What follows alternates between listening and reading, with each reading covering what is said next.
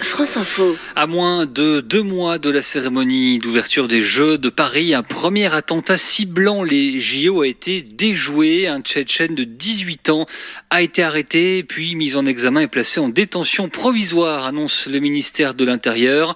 Margot Steve, il avait ciblé le stade Geoffroy-Guichard de Saint-Étienne. Oui, le suspect voulait plus précisément s'en prendre à des spectateurs autour du stade au niveau des cafés et des buvettes. C'est ce que détaille le ministre de l'Intérieur ce soir. D'après Gérald Darmanin, ce jeune homme d'à peine 18 ans voulait mourir en martyr après un affrontement avec les forces de l'ordre. Une action en lien avec l'idéologie de l'organisation État islamique, précise le parquet antiterroriste, même si le suspect n'était jusqu'ici pas connu des services de renseignement ni de la police, dit Gérald Darmanin. D'après une source proche de l'enquête, les enquêteurs de la DGSI ont pourtant pu établir qu'il comptait bien passer à l'acte, notamment après avoir retrouvé des vidéos de repérage dans son téléphone et des recherches sur les dispositifs de sécurité du stade. Arrivé en France l'an dernier avec sa famille d'origine tchétchène, le suspect a été interpellé le 22 mai, puis mis en examen et incarcéré quelques jours plus tard. En garde à vue, il a nié tout projet terroriste. Margot Steve, service police-justice de France Info. Bonsoir Didier Rendu. Bonsoir. Vous êtes le secrétaire général adjoint du syndicat des cadres de la sécurité intérieure. Cette arrestation, c'est l'illustration de ce qu'on redoute, cette menace terroriste qui sera présente forcément pendant les Jeux Olympiques.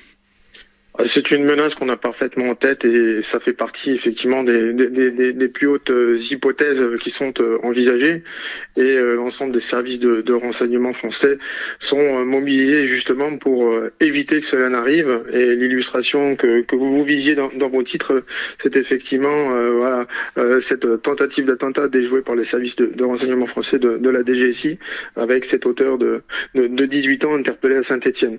Donc effectivement pour nous c'est une hypothèse hautement crédible et il nous importe effectivement de l'envisager parce qu'on voit qu'aujourd'hui on est dans un contexte qui nous permet sérieusement de l'envisager, mais c'est parce que nous sommes pleinement mobilisés et justement que nous envisageons ces hypothèses que nous sommes aussi préparés à les empêcher. Parce qu'on parle beaucoup de la cérémonie d'ouverture qui aura lieu sur la Seine, si c'est bien ce plan qui est retenu au final, cérémonie difficile à sécuriser, mais là on voit que c'est un projet qui visait Saint-Étienne. Est-ce qu'on a mis également les moyens suffisants en dehors de Paris pour sécuriser les sites ? Alors les moyens ils sont mis absolument partout, qu'ils soient sur l'Île-de-France et sur Paris spécifiquement où la majorité des épreuves olympiques vont se dérouler, mais également en province où on aura des épreuves olympiques aussi. Mais je rappelle aux gens qui nous écoutent qu'il n'y a pas seulement durant la période des Jeux olympiques que des épreuves olympiques. On a aussi tout un tas de festivités qui vont continuer parce que la vie dans les territoires et les régions elle se poursuit avec des manifestations du 14 juillet, des férias dans le sud-ouest, tout un tas de manifestations comme le Tour de France qu'il va falloir sécuriser. Mais donc, qui auront lieu avant.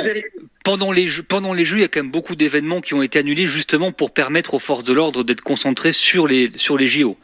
Alors, moi j'insiste, dans les territoires, la vie dans les territoires, elle va continuer avec des festivités locales qui vont continuer d'avoir lieu. Et c'était justement toute la difficulté dans le paramétrage du dispositif de pouvoir répartir de manière, je dirais, équilibrée les forces dont on a besoin pour sécuriser les Jeux Olympiques et pour permettre aussi aux territoires de continuer leur vie. Puis, je rappelle que les Jeux Olympiques vont faire venir en masse des touristes en France qui ne vont pas seulement venir en France pour assister aux Jeux Olympiques, mais profitent aussi pour visiter la France, se rendre sur les côtes et profiter des stations balnéaires. Et cet afflux de touristes, il va falloir aussi le gérer. Donc ça aussi, ça a dû être pris en compte, notamment dans l'équilibrage des forces. Avec cette difficulté aujourd'hui, qu'on a un contexte particulier qui est extrêmement prégnant. On a d'un côté, tout ce qui se passe en Nouvelle-Calédonie avec la projection de renforts et de forces qu'il faut mobiliser pour ramener et rétablir l'ordre en Nouvelle-Calédonie. Et puis une nouvelle difficulté qu'on connaissait déjà, mais qui arrive aujourd'hui, qui se matérialise de façon concrète avec l'exportation du conflit israélo-palestinien sur le sol français et le développement depuis quelques jours de manifestations sauvages qui là aussi monopolisent de façon assez conséquente les forces de l'ordre. Donc voilà, on est dans un contexte extrêmement compliqué où il faut effectivement que toutes les forces en présence soient mobilisées, c'est le cas, mais moi j'insiste. Donc il n'y a pas d'inquiétude particulière à avoir, vous dites qu'on est prêt à faire face. On est prêt à faire face. On a parfaitement travaillé sur l'ensemble des menaces. Et vous le voyez bien avec ce 50e attentat qui est déjoué depuis 2017, que l'ensemble des services de renseignement sont parfaitement investis. Moi, simplement, si je dois faire passer un message, c'est dire attention, on est aujourd'hui face à un djihadiste d'atmosphère, forme de djihadiste low cost, puisque finalement, là, on avait affaire à quelqu'un qui n'était pas fiché S, qui n'était pas connu des services de police, et qui, projeté de faire des attentats. On voit ce qui a pu se passer comme à Bordeaux la dernière fois sur le parcours de la Flamme, où là aussi on a empêché quelque chose. On voit ce qui s'est passé aujourd'hui en Allemagne avec cette attaque au couteau. Donc on voit que finalement n'importe qui est prêt à pouvoir passer à l'acte dans ce type de djihadisme low cost. Et face justement à ce type de djihadisme, il ne faut pas que la réponse sécuritaire elle soit low cost. Donc on est extrêmement attentif aux coupes budgétaires aussi qui sont réalisées sur le budget de la police nationale, parce que la sécurité, elle a un coût, elle a un prix, et il ne faut surtout pas que justement en rabiotant sur ces coûts, eh bien on vienne aussi rabioter sur le niveau de sécurité que les Français attendent, notamment pendant les Jeux Olympiques. Ce projet d'attentat prévoyait effectivement de viser les supporters aux abords du stade Geoffroy-Guichard, les buvettes, les cafés. C'est finalement une zone qui est plus difficile à sécuriser que le stade en lui-même, c'est ça ?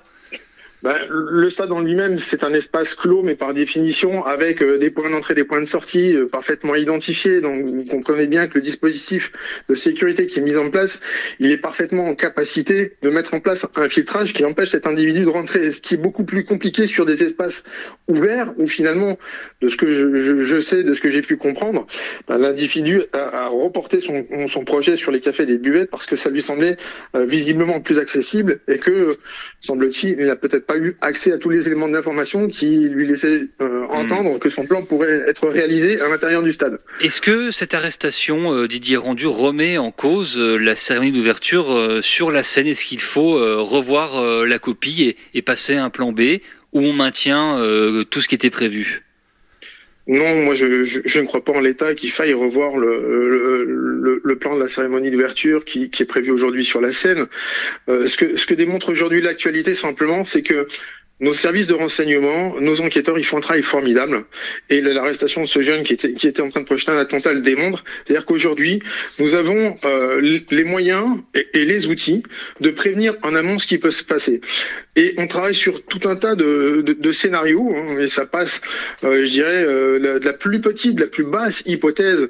Et rappelez-vous, je crois qu'il me semble que c'était sur les Jeux Olympiques à Séoul, où au Japon, on avait vu quelques individus tenter d'interférer sur le parcours de la Flamme en l'arrosant avec une espèce de pistolet à eau pour tenter de l'éteindre, mais ça reste quelque chose, ça reste un coup médiatique.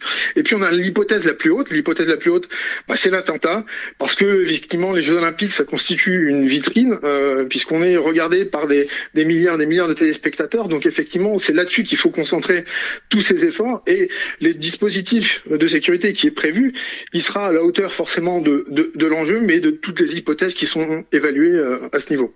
Didier Rendu, merci beaucoup, secrétaire général adjoint du syndicat des cadres de la sécurité intérieure. France Info, 21h minuit, Thomas Séchier.